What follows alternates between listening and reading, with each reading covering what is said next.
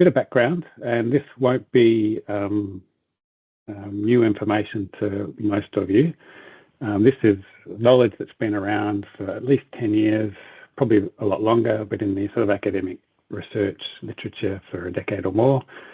This is a one-slide summary of a systematic review of global research literature on injured workers' experiences when they interact with insurers in workers' compensation systems, published by Beth Kilgour, who was a PhD student of mine. She published this back in 2015. At the time, this is a decade ago, she found 13 studies from 6 different countries, including a few from Australia, in which injured workers had been interviewed about their interactions with insurers. And it was very clear, even a decade ago, that a proportion of workers have negative interactions with insurers during their claim that can have significant mental health consequences for those workers and lead to impairments in their social and their vocational outcomes, and in their ability to return to work.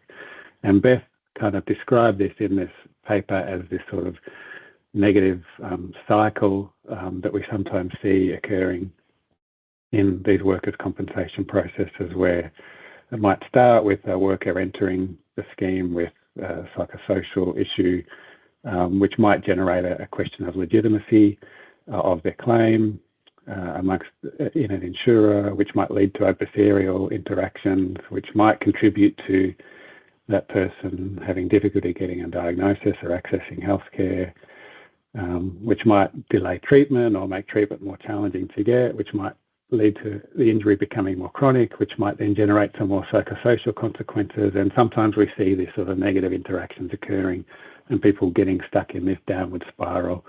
We tend to label these sorts of cases in our schemes things like secondary psychological injury or long-term claims. And as often as not, I think they have this feature of a negative set of interactions occurring during the course of the claim. And there's good evidence about this now. This is one study, and we also know that it's not just a small proportion of workers that find themselves in that setting. This is a publication, again, more than a decade ago, in the Journal of the American Medical Association by a colleague of mine who's also an investigator on this grant, Genevieve Grant.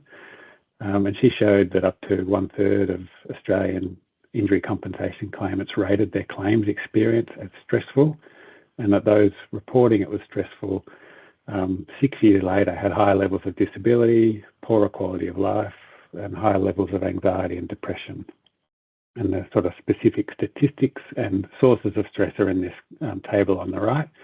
And I will call out a couple of things here because these are things that we have heard very consistently. We're hearing them in the Workers' Voice project again, but we've heard them through multiple other projects. Understanding claims processes, workers find that very challenging, particularly at the beginning of their claim, and they find that that can generate stress.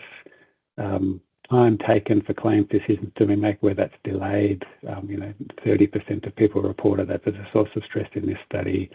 Medical assessments, and particularly having too many of them, and the way they're conducted, and fairness of claims processes, and being treated with respect. These are some of the key features that we hear about when people talk about the things that they find stressful in workers' comp claims, in workers' comp processes. And the way we've sort of started to think about this now, to try to break this down to a sort of a more simple construct, is that there's this trade-off between certainty and consequence. And I guess what we see, I think, is that people, when they're injured and ill and out of work and making a workers' compensation claim, the consequences for them of decisions that are made during their claim are very high. So whether their claim is accepted will have a significant impact on their financial security and their ability to access treatment, for example. Yet they enter these schemes with a very low certainty. They're very uncertain about what's going to happen.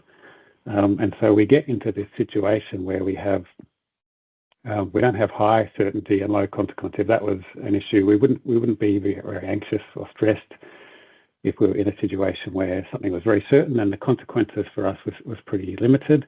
We have these two other sort of corners of this matrix where things are probably manageable, but for at least a significant proportion of people entering a workers' compensation system, the levels of certainty for them are very low. They're unsure what's going to happen.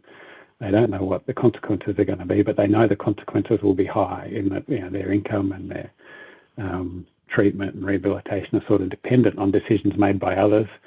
And in that setting, that's just a breeding ground for stress and anxiety. And I think this is what we see in a lot of people as they get involved in workers' compensation, is this trade-off between low certainty and high consequence. And of course, some of the things that we can do to address this are pretty apparent. We can reduce the level of uncertainty for these people. And you know, I'm not the first person to think that. It's just that we're not very good at it. We're not very good at explaining simply claims processes and what's going to happen during a workers' compensation claim to bring that certainty level down, which would probably reduce the amount of stress that a lot of people feel as they enter a workers' comp system.